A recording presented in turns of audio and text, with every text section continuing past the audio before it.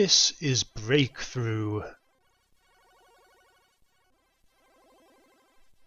And it has some wonderfully squelchy music.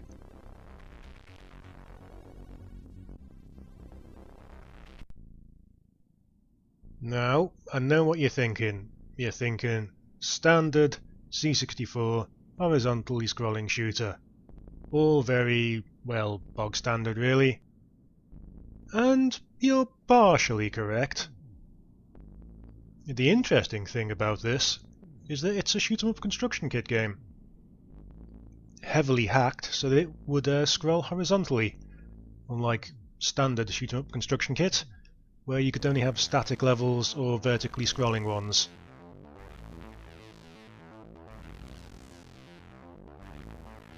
This is a demo, and I don't think the full game ever actually came out in the end.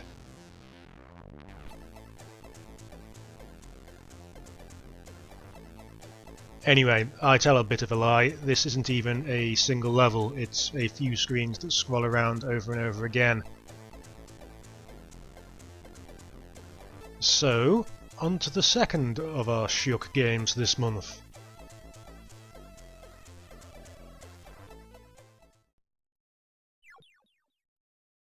Which is this? Get this. Squibbly Skwob's Big Day Out. I will give it this, it is not yet another bloody space shooter. He's gone for some sort of cartoony Robotron thing.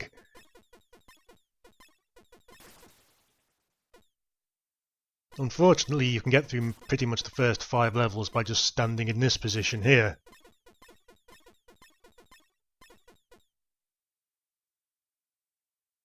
Oh no, sounds ominous.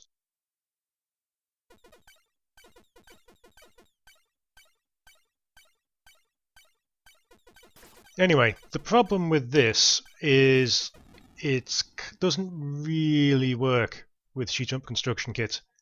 The levels, when they're static like this, are actually timed.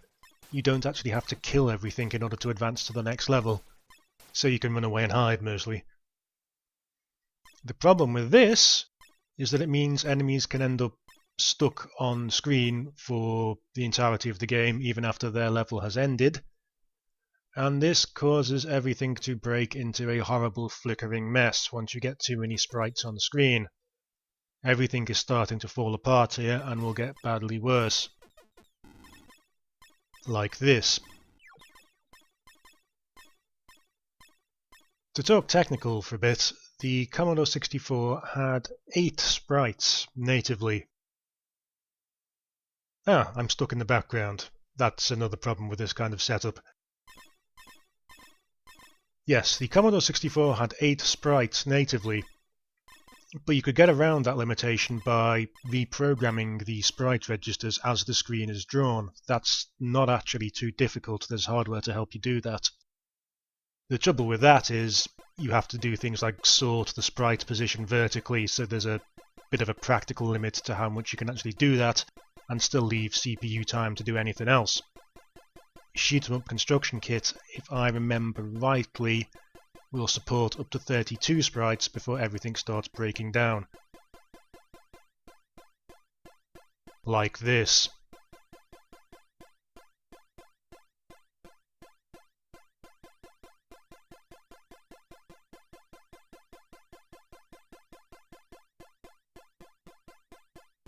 May as well kill some fish while I'm here.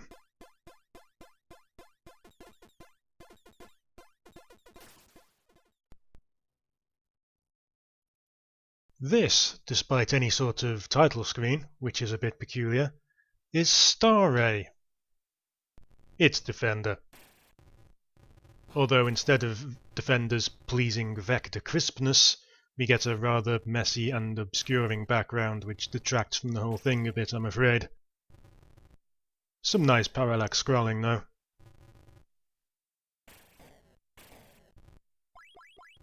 It's your standard Defender. Things come down, attack your little base things at the bottom there. Various power-ups, various smart bombs. Generally, it's an okay Defender.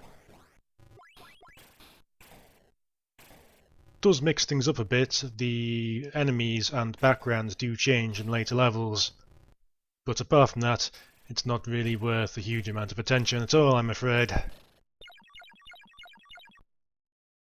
And finally, oh dear, they really would license everything back in the day. This is Suburban Commando, the much anticipated license of Hulk Hogan's cinematic masterpiece. Should you be unfamiliar with this, we are Shep Ramsey, we have crash landed on Earth, we need to escape. This translates in video game terms to collect the 5 parts of your ship. You will note I am not actually attacking anyone here. For some baffling reason, this demo adds a strict time limit, so you're best off just running away. Even doing that, it's very tight, and you're pretty much at the vagaries of what happens with this moving platform here. Great.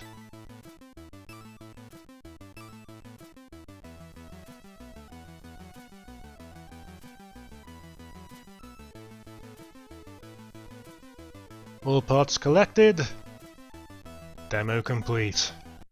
Hooray for us.